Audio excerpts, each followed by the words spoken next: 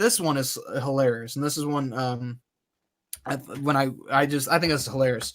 This entire book, he's been telling you up to this point, Jesus is not the Father. He's not the Father, not the Father. Okay, fine. For sake of argument here. Then he deals with Isaiah 9:6. Here's this. I thought this was hilarious. Well, this entire time he's telling you he's not the Father, and so this entire section it goes on for half of this page 79, and then the other half of the other page.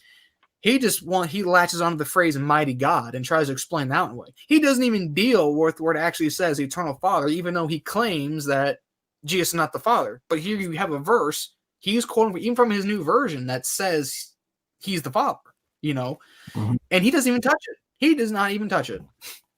Mm-hmm. Yeah, I read that part in his book, and I just thought he didn't cover it. Yeah. All right, so they say James White does not even deal with it, just glosses completely over that. However, page 79, that first full paragraph at the bottom of it, he has endnote number 31. Now, if you go to the back of the book where the endnotes are found on page 206, the endnote to that section reads, "This passage is at times misused in the attempt to make Jesus the Father. See the discussion of this error in chapter 11. Suffice it to say that the phrase eternal Father cannot be read in New Testament terms, as the revelation of Father, Son, and Spirit had not yet been made. What is more, the Hebrew phrase so translated, Aviad, can be rendered Father or Creator of eternity as well. I believe this refers to Christ's role as Creator. Paul said that all things were not only made through him, but also for him, so the description would be quite appropriate." Why would they say that James White had completely passed over this passage? There's a footnote in the first edition as well. Are they just ignoring that portion of the book, or are they hoping that no one else notices?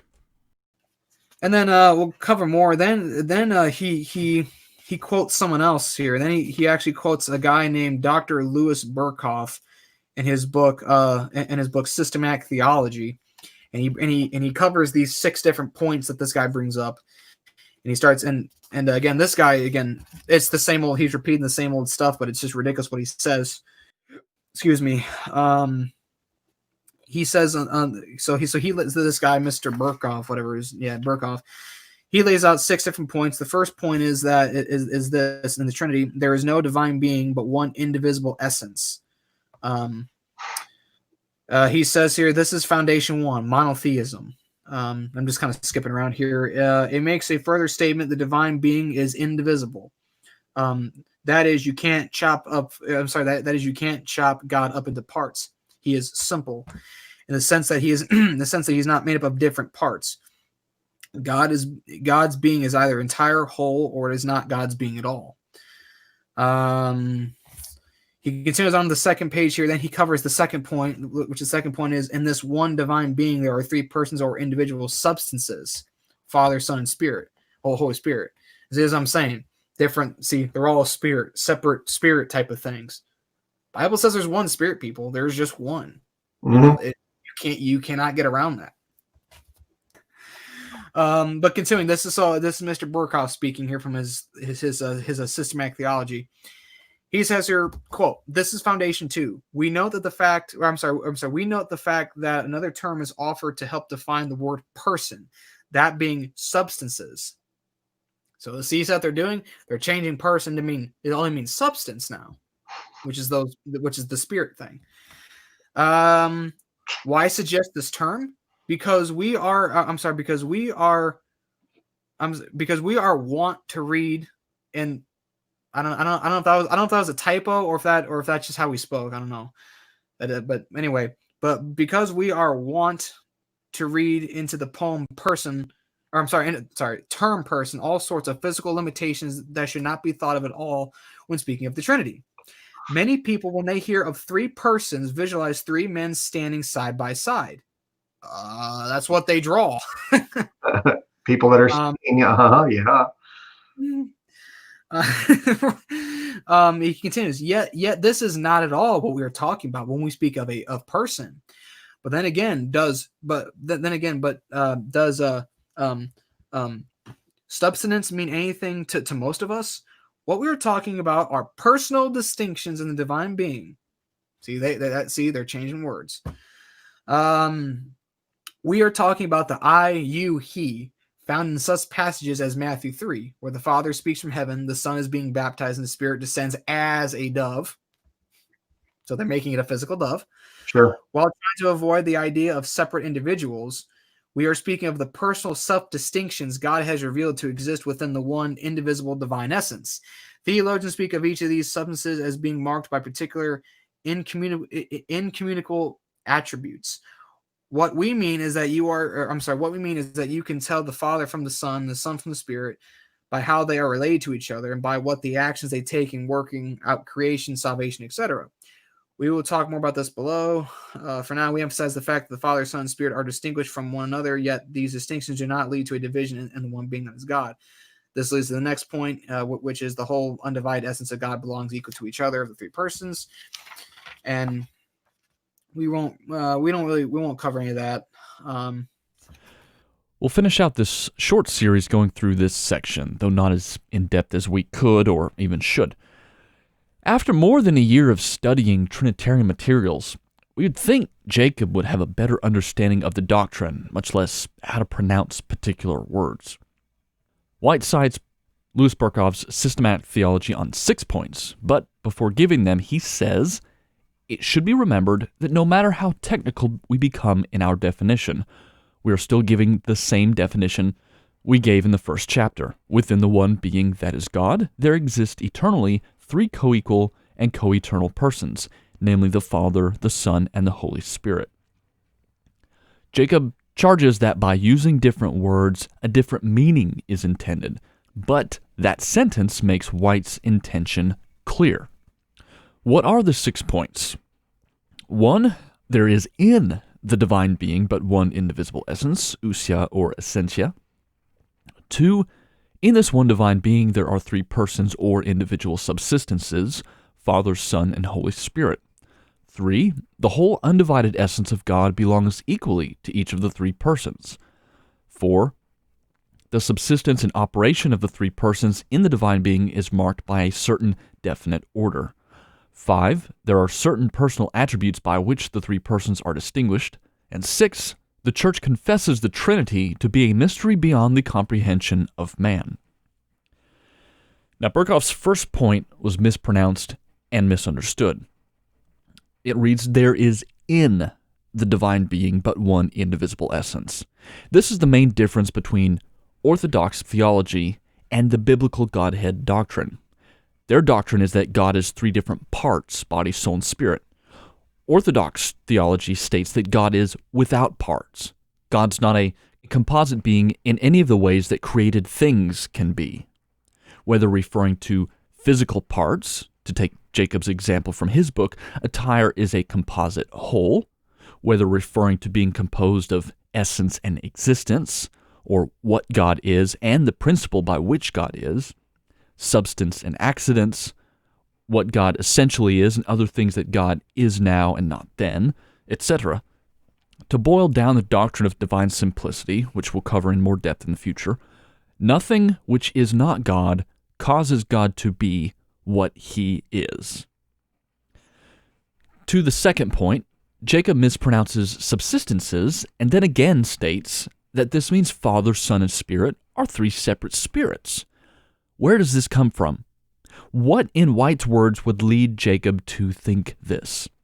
White has already pointed out that God's being is one and indivisible. Therefore, for him to think that there are 3 separate spirits would be to contradict his own prior statement. Furthermore, Jacob reads part of the paragraph, but fails to consider the end of the paragraph, which refutes his supposition. Yet these distinctions do not lead to a division in the one being that is God. Jacob's charge is warrantless. He takes the word, ignores what White meant, inserts his own meaning, and claims White is saying something which he is not. White is not changing what he means when he uses the word person. He's using another, more technically precise word to try to summarize what he has been demonstrating from Scripture in the better part of the book. He also says that persons shouldn't be thought of as 3 separate men standing side by side, And Jacob and Brian laugh and remark that that's what we draw. As though any Trinitarian is a biblical, consistent, and grounded Trinitarian. Is there no category for those who profess to believe in the Trinity but are inconsistent in other areas? Those who profess the Trinity but deny it indeed? Those who profess the Trinity but are confused as to what the doctrine is? To live and be mature is to have categories for people and their actions and beliefs. Brian and Jacob's attempt to remove all categorical distinctions is ridiculous. Jacob then reads subsistence as stubsistence. Again, he says White's changing words, which we've already looked at. Using a different term doesn't necessarily entail a different meaning. Here and in his book, Jacob takes no effort to understand what Trinitarians are saying and thus cannot accurately respond to our claims. Finally, he gets to point 3 and declines to cover any more of the section. Why is that? Again, the foundational point of difference, and the point which refutes their strawman, is clearly laid out. In this paragraph, White points out that the Father, Son, and Spirit each fully possess the divine essence. He says there are not 3 essences, contradicting tritheism, and that the divine essence is not divided up into thirds, contradicting partialism, which is their doctrine. White then points out the difference between being and person again by examples from creatures, and says, what we are saying about God is that his being is not limited and finite like a creature's. His being is infinite and unlimited, and hence can, in a way completely beyond our comprehension, be shared fully by 3 persons, the Father, Son, and Holy Spirit. The divine being is one, the divine persons are 3. While the Father is not the Son, nor is the Son the Spirit, each is fully and completely God by full and complete participation in the divine being. Unless we recognize the difference between the terms being and person, we will never have an accurate or workable understanding of the Trinity. It is the full and equal participation in the divine being that is most often denied by heretical and unorthodox religious groups. The truth of this claim is found in the scriptural witness to the deity of Christ and of the Holy Spirit. I want to briefly look at point 6, skipping the other 2 points. I would recommend the book to anyone looking to understand the foundation and fundamentals of the doctrine of the Trinity.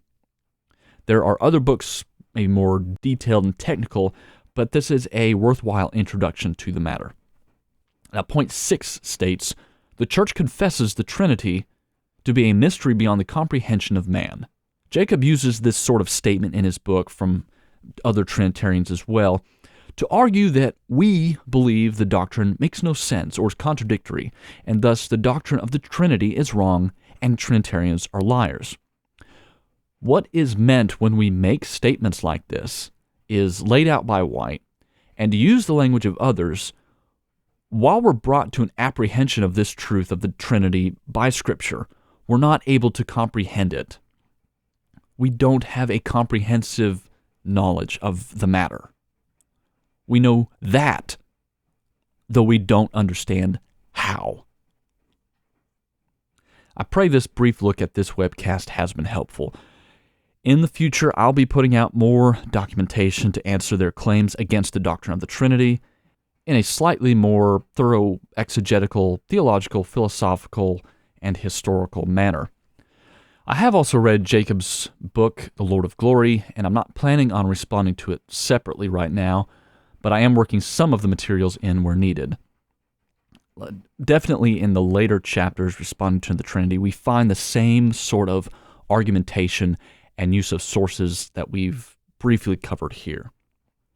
Until then, God bless.